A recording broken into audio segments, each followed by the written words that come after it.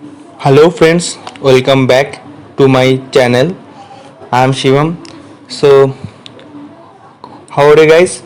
In in our last few videos, we have learned our inventory management tree model, and in this video, we will learn our final model, fourth model, that is EOQ model with finite replenishment supply rate. तो ये हमारा fourth model है और इसके साथ साथ ये chapter इधर ही ख़त्म होने जा रहा है। तो फोर्थ मॉडल के अंदर जो कुछ नया शब्द आए हैं फाइनाइट रिप्लेनिशमेंट, तो इसके बारे में थोड़ा हम जानकारी लेंगे। तो चलिए इसके बारे में थोड़ा हम स्टडी कर लेते हैं। तो इधर है कि economic lot size with finite rate of replenishment. Here demand rate is uniform and production rate is finite. तो इधर डिमांड रेट है, उसका एक पर्टिकुलर रेट है जो यूनिफॉर्म है, वो डिस्क्रिमिनेट नहीं होते, और इसका जो प्रोडक्शन रेट भी है वो भी एक फाइनाइट है, अनलिमिटेड प्रोडक्शन हम नहीं कर सकते। और रिप्लेनिशमेंट के बारे में तो आपको पता ही है, वो है रिप्लेनिशमेंट के मतलब है कि filling of stock in godown. तो हमारे पास हमेशा गोडाउन फुल स्टॉक में रहना चाहिए, तभी economic lot size with finite rate हमारा फुलफिल होगा। तो फाइनाइट रेट मतलब रिप्लेनिशमेंट जितना भी होगा वो भी एक सर्टेन नंबर पे होगा, ऐसा नहीं कि बहुत सारा है। तो चलिए एक इसका जो नोटेशंस है उसके बारे में थोड़ा हम जानकारी ले लेते हैं। सो in this notation, the first notation is annual demand, which is denoted by D, capital D। तो एनुअल डिमांड को हम कैपिटल D से डिनोट करते थे, ये आपको पता है, क्योंकि पिछले सारे वीडियो में एनुअल डिमांड को हम D से कैपिटल D से डिनोट करते थे। नंबर 2 पे आता है कॉस्ट पर यूनिट, जिसको हम कैपिटल C से डिनोट करते हैं, cost per unit. And the third one have come is demand rate, जिसको हम स्मॉल d से डिनोट करते हैं। तो डिमांड रेट एक नया नोटेशन आ गया इधर। और नंबर 4 पे आता है प्रोडक्शन रेट, जिसको हम स्मॉल p से डिनोट करते हैं। तो demand rate and production rate, that's a new notation. And 5 number पे आता है कि inventory carrying cost. Inventory carrying cost को हम CH से डिनोट करते हैं। सो इन्वेंट्री कैरिंग कॉस्ट की कैलकुलेशन तो शायद आपको पता होगा, अगर नहीं याद है तो हम इसमें फिर से लिखेंगे फॉर्मूला के अंदर। On the last one that is setup cost और ऑर्डरिंग कॉस्ट, दैट्स कम CO और C0। So these are the notation which we have to go through to make solution of any kind of problem regarding this method। तो चलिए हम थोड़ा formula के बारे में भी जानकारी ले लेते हैं। हाँ तो दोस्तों चलिए अब थोड़ा मॉडल नंबर 4 के कुछ फॉर्मूला के बारे में हम जानकारी ले लेते हैं इधर से। तो 1 नंबर पे है EOQ, जिसको हम हमेशा स्मॉल q स्टार से डिनोट करते हैं। तो इसका फॉर्मूला है 2 into annual demand multiplied by cost of ordering per cost divided by inventory carrying cost, जिसको हम CH से डिनोट करते हैं उसका, और multiplying by 1 divided by 1 minus demand rate divided by production rate। And the second one is frequency of production run. The third which is calculated from EOQ divided by demand rate। and the third one is production optimum number of orders, जिसको हम in capital N star से denote करते हैं, वो है annual demand divided by Q star, that means EOQ। And number 4 पे आता है डिमांड रेट। ये डिमांड रेट जो है वो आपके प्रॉब्लम में कभी कभी इट्स ऑलरेडी गिवन, और जब गिवन नहीं होगा तो आपको ये कैलकुलेशन करना होगा थ्रू दिस फार्मूला। ओके, तो ये फार्मूला है कि total annual demand divided by number of days in a year. Okay, number of days in year means how much is our working days. तो जितना दिन कंपनी के अंदर जितना दिन लोगों ने काम किया है वो दिन का मेंशन आपके क्वेश्चन में अगर गिवन रहेगा तभी आप इस चीज को निकल सकते हैं, इधर कोई एजम्पशन नहीं काम पे आएगा, ठीक है। और the final one that is total minimum inventory cost, that mean total cost जिसको हम टी सी स्टार से डिनोट करते थे, और इसका फॉर्मूला है annual demand divided by you Q multiply by setup cost plus you Q divided by 2 multiply by 1 minus production rate divided by P. Divided by P means product rate and CH that means carrying inventory carrying cost. So these are all, and इसका एक और formula भी है इधर जो है root over 2 multiply annual demand divide multiply cost of placing an order or setup cost multiply CH that means inventory carrying cost whole multiplied by 1 minus demand rate divided by production rate.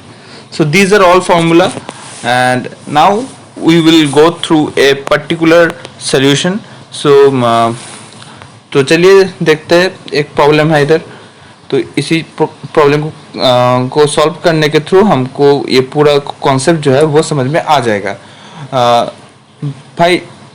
भाई लोग एक और बात भी मैं बोलना चाहता हूँ कि भाई जब कोई प्रॉब्लम में तो कैसे समझे इस चारों मॉडल से कौन मॉडल, तो वो आज की क्लास खत्म होने के बाद मैं बता दूंगा। इन्वेंटरी मैनेजमेंट के अंदर ये लास्ट क्लास है, इधर इन्वेंटरी मैनेजमेंट पूरा का पूरा खत्म हो जाता है। मैं ये क्लास अपलोड करने के बाद एक प्लेलिस्ट क्रिएट कर दूंगा, और वो प्लेलिस्ट अगर आपको पसंद आए तो आपके फ्रेंड्स के साथ भी शेयर कीजिएगा। Thank you. तो चलिए इसका सोल्यूशन निकलता है। तो in this problem it's saying that a manufacturing company uses an EOQ approach in planning its production of gears. Okay, the following information available: each gear costs rupees 250 per unit, annual demand is 60,000 gears, cost are rupees 4,000 per setup cost, that means setup cost is 4,000 per setup. Okay, and the inventory carrying cost per unit established at 24% of average inventory value. Gears can be produced at the rate of 400 unit per day, and so you can see gears can be produced at the rate of 400 unit per day. So this is the production rate. Okay, and this company works 300 days in a year. So आपको पता ही चल गया जिसके बारे में थोड़ा देर पहले मैंने ही बोला था, 300 डेज कितना एक साल में कितना दिन काम होता है, उसी चीज मतलब कि एक साल में जितना संडे आता है, जितना इंटरनेशनल हॉलीडे आता है, सबको हटा के जो काम का दिन होता है उसको हम कहते हैं कंपनी वर्क्स डे। तो हमको डिटरमाइन करने के लिए बोल रहा है कि economic lot size that means EOQ, the number of production runs per year, okay, and the final one that is total inventory cost. तो इन तीन चीज को निकालने के लिए हमको सारे के सारे इंफॉर्मेशन ही कलेक्ट करना होगा, अदरवाइज हम नहीं कर सकते। तो चलिए इसका सोल्यूशन करते हैं, और आपका जितना भी कंफ्यूजन है वो सारे इसी दौरान ख़त्म भी हो जाएगा। तो आप कृपया ये वीडियो पॉज कर लीजिएगा और आपका सोल्यूशन आपका जो कॉपी में ये प्रॉब्लम लिख लीजिएगा। तो चलिए इसका सोल्यूशन निकालते हैं। solution both. So now I will not write in the black ink because there is too much blackish. So start the problem. So in this given problem I will write here like in this given problem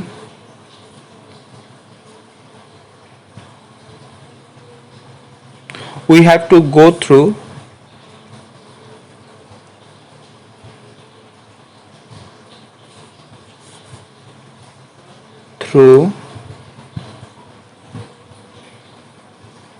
the following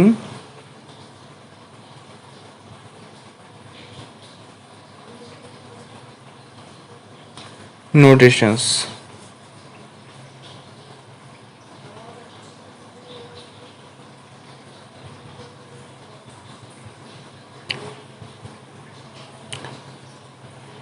notations के लिखने की वजह हम शायद information लिख लेते हैं, ये ज़्यादा अच्छा है.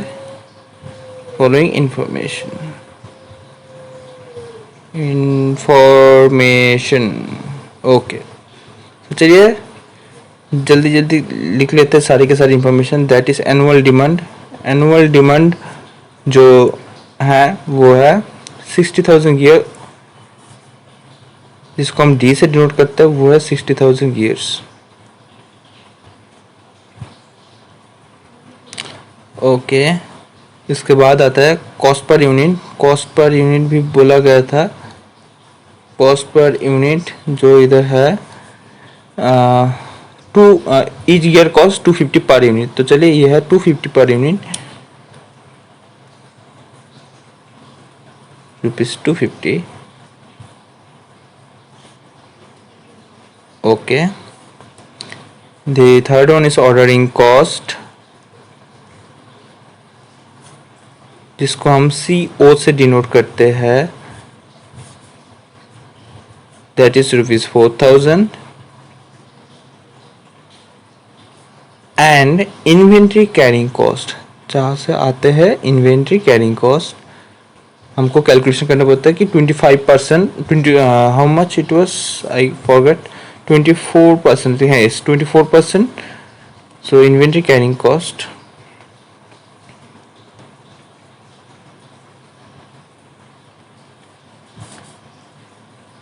CH 24% of cost per unit. So 24% of cost per unit, that is 250, and 24%, so that will be ₹60.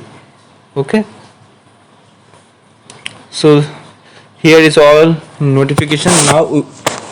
And the production, no, not all information I have written. So there is production rate. So production rate we have to write here. Production rate, इसको हम denote करते हैं small p से. Production rate it's given, that is 400 unit पर days. अच्छा, production rate है 400 units.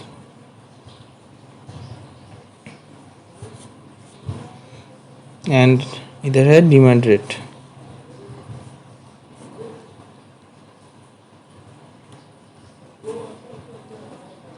जिसको हम स्मॉल डी से डिनोट करते हैं. Total annual demand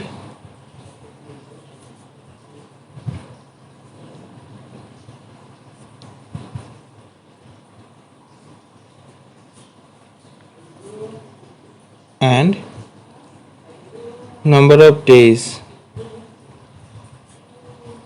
in a year. तो ये हमको सॉल्यूशन करना होगा इसका, क्योंकि जब स्मॉल p तो दिया हुआ है लेकिन स्मॉल d नहीं है, तो इसका कैलकुलेशन हमको करना होगा. तो स्मॉल d का कैलकुलेशन इधर होगा ऐसे ही. Total annual demand divided by number of days in a year.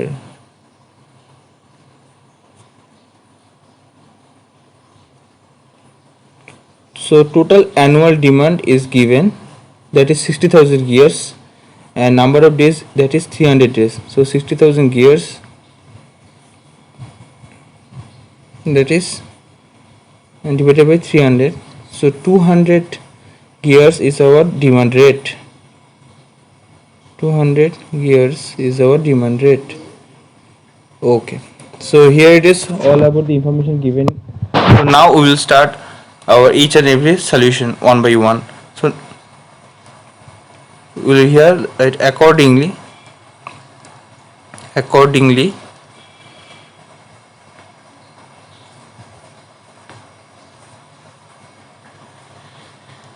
EOQ, economic ordering quantity. So we used to denote that with Q star. So let's see the formula we have written. क्या था वो formula? 2D/C0 CO divided by CH and okay चलिए तो formula लिख लेते हैं इधर.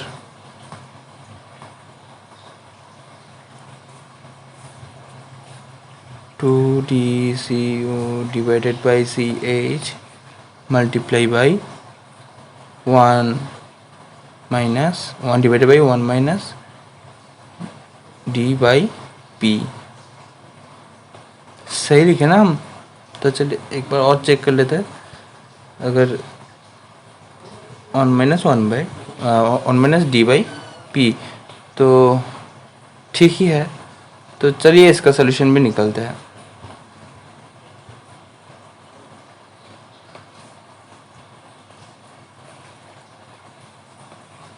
To multiplied by annual demand that is 60,000 and C0 that is 4,000 and CH that is 60 and multiply by 1 minus 1 by D minus P. 1 minus 1 by D. Annual demand rate कितना है हमारे? Annual demand है, sorry annual demand नहीं, demand rate small D that is 200 and D by small p that is 400. तो दोस्तों आप घर पे ये सोल्यूशन करके इसका आंसर जो निकलता है वो थोड़ा निकल लीजिएगा, क्योंकि इधर अगर मैं कैलकुलेशन करता रहा तो आपका वीडियो लॉन्ग बनते जाएगा, क्योंकि मेरे पास ये सोल्यूशन मैं पहले से अपने कॉपी पे किया हुआ है. तो इसका आंसर निकल के आएगा 4000 units. And now we will calculate the number of days that's have another is question have another requirement that is number of orders, and जिसको हम n स्टार से डिनोट करते हैं. एंड n स्टार के मतलब annual demand divided bye q star. So annual demand it's 60,000 gears and q star, that means our EOQ what we have just calculated, that is 4,000 gears. So that will be amounting 15 times. Okay guys, so our another requirement have fulfilled. So now we have to calculate the total cost, total inventory cost or total cost, whatever you say, TC star. Okay तो चलिए इसका जो formula है वो थोड़ा लिख लेते हैं. C0 multiply by D by Q star plus 60 plus sorry plus क्या था यार,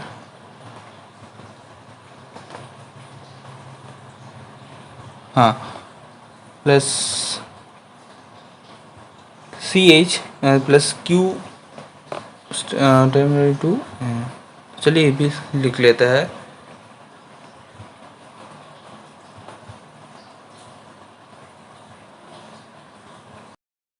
multiplying by 2 into 1 minus demand rate by production rate, which is multiplied by CH. So these are the whole formula. Now we will put our information and get the answer. So C0 that is so C0 that is setup cost, that is 4,000, and annual demand that is 60,000 divided by Q star, that's mean our EOQ which we have calculated, that is 4,000 unit, plus Q star. So Q star, that's mean again 4,000 and divided by 2, 4,000, 1 minus D by P. So D means annual demand. How much is annual demand? We have calculated, that is 200 divided by P, that means 400. 200 divided by 400 multiply by CH, that is inventory carrying cost. Inventory carrying cost is rupees 60 per unit. Inventory carrying cost is 60. Okay. So let's go through the calculation, and the answer will be rupees 1,20,000. So here it is, guys. The all requirement we have calculated here through our this model solution. So if there guys have any confusion, then please known to me, and here it is. And there is another so there is another promise from me that you guys, so whenever you can see the recognition of problem, the recognition of problem.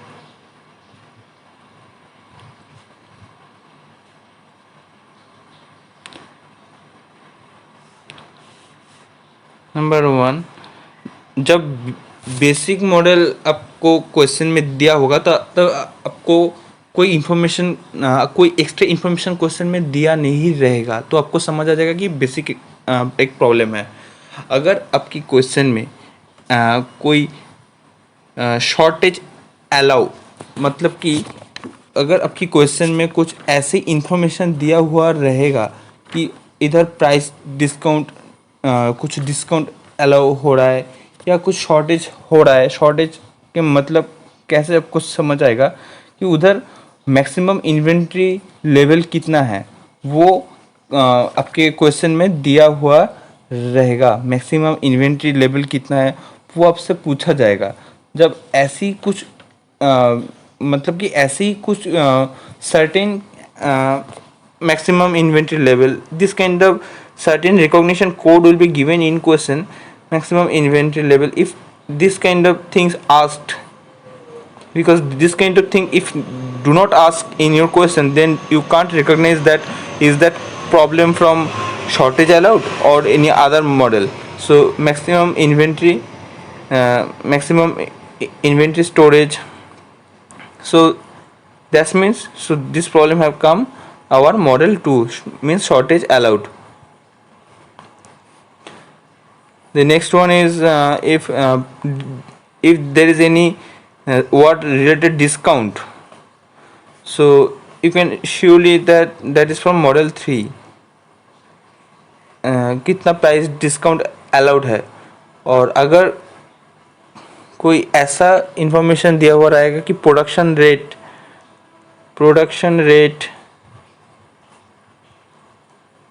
Demand rate, तब आपको समझना चाहिए कि ये सारे के सारे problem जो है वो आपका मॉडल 4 से आएगा, model 4. So here it is guys. और अगर इन तीनों को छोड़ के कुछ भी आता है तो वो है मॉडल, सॉरी, एक्सेप्ट, अगर इन तीनों में से कुछ भी सेम नहीं है तो आपको समझ लेना है ये मॉडल 1 से है. सो here it is guys, so there is nothing to say more on this particular topic again. So इधर ख़त्म होता है हमारे इस सेमेस्टर का इन्वेंट्री मैनेजमेंट के अंदर की सारी classes. So in the next day we will come again with our next topic, that is transportation problem. So till then stay tuned, and thank you so much for your support to got this chance to learn you guys whatever the subject it is. Thank you so much everyone. Bye.